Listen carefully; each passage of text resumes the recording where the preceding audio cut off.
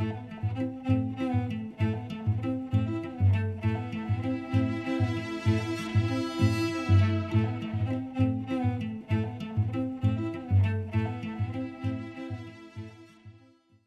am Dot. That's why we call it the House of Dots. So before I lived in Slab City, I just had the pretty much a suburban life like everybody else. Raised my family, and then had the normal life.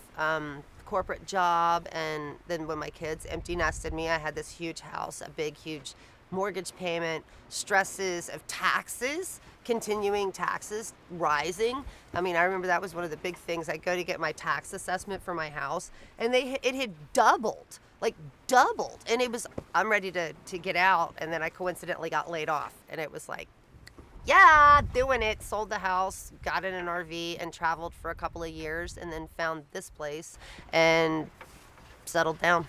Because once I got here, it's hard to leave. I see that happen to a lot of people, especially if you come here and find that freedom that you've been looking for, to just kind of break out of the mold and make your life what you want it to be, whatever that ends up being. Wow, what's weird is it feels like I got here yesterday, except for I've got this huge camp and everything.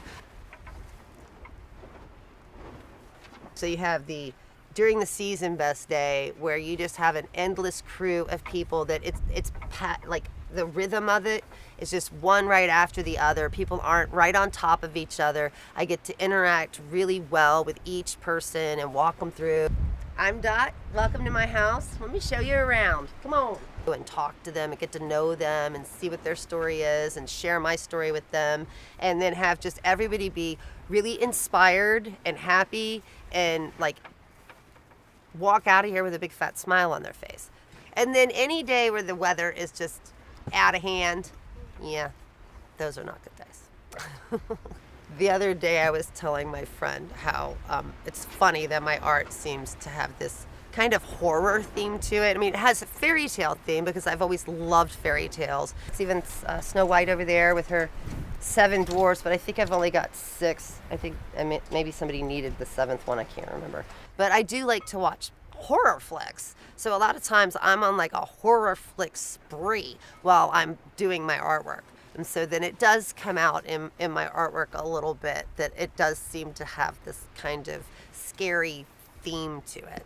You know, the roadside attraction type of thing, like that you would see a mermaid in the desert, what, and a bunch of deer hanging around eating people, you know, just the random weird things that you would see at the Funhouse exhibit. And then the taxidermy dinner party. So we've got young Buck, Uncle Buck, and Grandma Buck, and Nephew Buck. So young Buck's over here bragging about how he shot this guy in the face. He was filling up his gas tank, and these stupid humans can't see us even coming. So he blasts them in the face, and they're having him for dinner. It's like, you know, we can ethically resource these humans. We don't have to be so violent. And Grandma Buck's like, stop talking politics at the table. And then young Nephew Buck over here is, Mom, hey, look at me. I'm wearing his face. Right? That's kind of the whole, all of it together.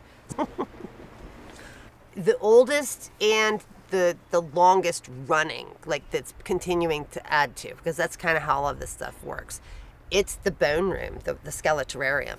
That was the first piece that I did. I'd found all these weird, creepy things, and I just jammed them in that fridge. So that was like the first like weird thing that I was going to have you do, is open this fridge, and oh my God, there's like a bunch of skulls and weird dead things in really very good condition, like a specimen box.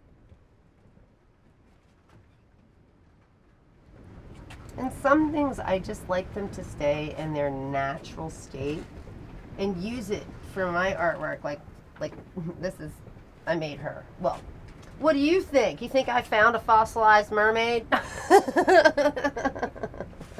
We got body dysmorphia in front, right there, looking in the mirror, which she's like turned.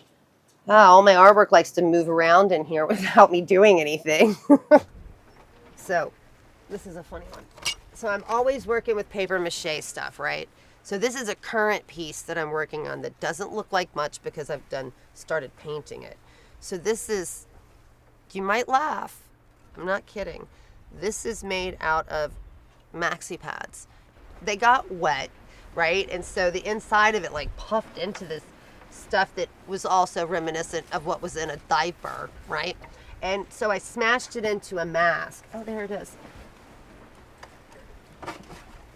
And so it smashed down in there, right? And I just left it. And see how the eyeballs came through and stuff? The nose didn't do super well, but it did push out eyeballs. So this is the kind of stuff that I'll do. And then, I don't know, I've decided that I think she's going to have like a gnarly scar running across here and stuff. She might not be so pretty because this eyeball looks normal and this one looks like it might have been punched in or something. So this might be one of my first pieces of work that's like a real gnarly looking face. Again with the horror stuff. To truly be an artist, you are going to have to open your heart.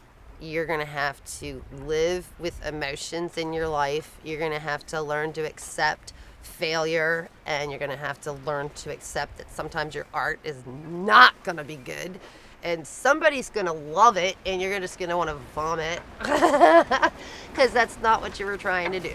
But just to stick with it and find your passion, use your environment, use your, like I said, your emotions, your feelings to keep you inspired. Don't do it for money. But yeah, just stick with it. Follow it. Let it lead you. It'll take you where you're supposed to go.